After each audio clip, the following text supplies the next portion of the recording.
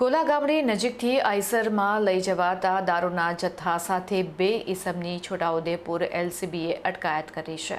LCB police પેટ્રોલિંગમાં હતી તે દરમિયાન બાતમી મળી હતી કે ગોલા ગામડી રાધે હોટલ પાસે એક આઈસર ગાડીમાં વિદેશી દારૂ ભરીને લઈ જવામાં આવી રહ્યો છે,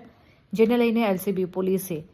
હોટલ પાસે નાકાબંધી ગોઠવી હતી। નાકાબંધી દરમિયાન બાતમી મુજબની આઈસર ગાડી આવતા તેને ઊભી રાખીને તપાસ કરતા ગાડીમાંથી વિદેશી દારૂની 2382 બોટલ જેની કિંમત ₹4,81,164, એક આઈસર જેની કિંમત 10 લાખ, 2 નંગ મોબાઈલ કિંમત ₹10,000 મળી કુલ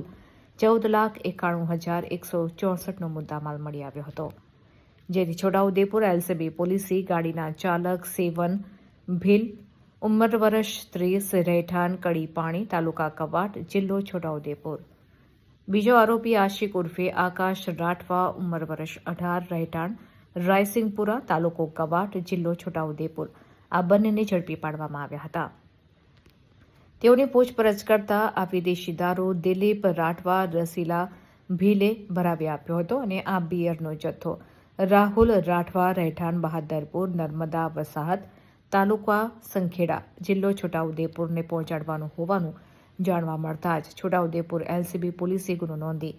કાર્યવાહી હાથ ધરી છે।